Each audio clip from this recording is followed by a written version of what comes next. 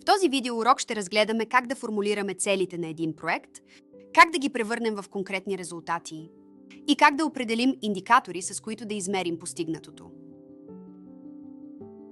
В тази фаза от подготовката започваме да търсим решение. То трябва да бъде реалистично, ефективно и съобразено с ресурсите и капацитета на нашата организация. Проектните цели се извеждат от дървото на проблемите. Всяко негативно състояние се формулира като желано постижение. Така изграждаме дърво на целите, което е огледално на дървото на проблемите. Връзките между причините и последиците се трансформират в логически връзки между средства и цели. Централният проблем се превръща в основна цел, а последиците се трансформират в конкретни резултати. Това е логиката на проект. Проектите обикновено си поставят една обща и няколко специфични цели. Общата цел е дългосрочна и стратегическа. Тя допринася за решаването на основния проблем и показва по какъв начин проектът се вписва в по-широк обществен или политически контекст. Постигането на общата цел трябва да има принос за постигането на целите на програмата, която предоставя финансирането. Проектът не я постига самостоятелно, но трябва да допринася за нея. Специфичните цели са краткосрочните цели на проекта. Те трябва да бъдат напълно постигнати до неговия край, чрез изпълнение на планираните проектни дейности. Специфичните цели показват какво точно ще промени проектът – реално, измеримо и постижимо. Тяхното реализиране означава, че проектът е допринесъл за решаване на идентифицирания проблем, задоволяването на някаква потребност или постигане на социална промяна. Специфичните цели водят до постигането на конкретни резултати, които се измерват с количествени и качествени индикатори. При формулиране на целите е важно да се придържаме към принципа SMART. Това означава, че всяка цел трябва да бъде специфична, измерима, постижима, реалистична и ограничена във времето.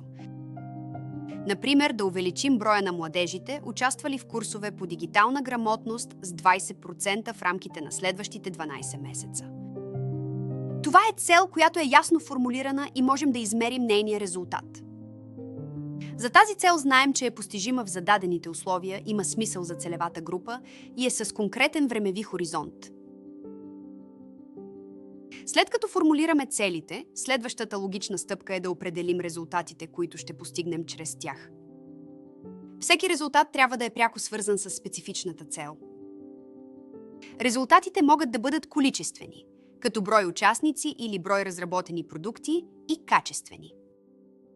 Те се постигат в хода на изпълнението на проекта или след неговото приключване.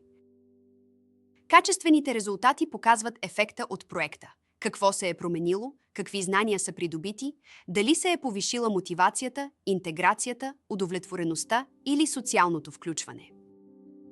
Всеки проект постига различни резултати. И двата типа резултати са важни и често се комбинират при оценката. Индикаторите са показатели, чрез които измерваме изпълнението на дейностите и постигнатите резултати. С тези показатели можем да разберем дали сме напреднали по пътя към целта. Добре подбраният индикатор трябва да бъде специфичен, измерим, постижим и обвързан с времеви период. Индикаторите могат да бъдат количествени, измерващи брой участници, брой обучения, брой ремонти, или качествени, измерващи степента на удовлетвореност, нивото на придобитите знания или промяна в нагласите. Доказват се чрез източници за проверка, като снимки, присъствени списъци, аналитични инструменти, анкетни карти и други. Нека да разгледаме пример с проект за разработване на мобилно приложение, предлагащо безплатни уроци за дигитални умения. Количествените индикатори могат да бъдат броят на курсовете и активните потребители, което се измерва с подходящи аналитични инструменти в интернет. Качествените включват промяна в нивото на дигитална грамотност и процент от участниците, намерили работа, което се измерва чрез анкети, тестове или статистически данни. Така можем да проследим реалното въздействие на проекта върху целевата група. Формулирането на цели, резултати и индикатори е в основата на всеки успешен проект.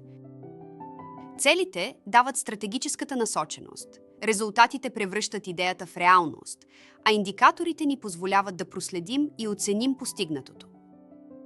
Когато тези елементи са ясно формулирани, проектът е устойчив, измерим и въздействащ. Това стои в основата на успешното проектно планиране. Благодарим ви за вниманието.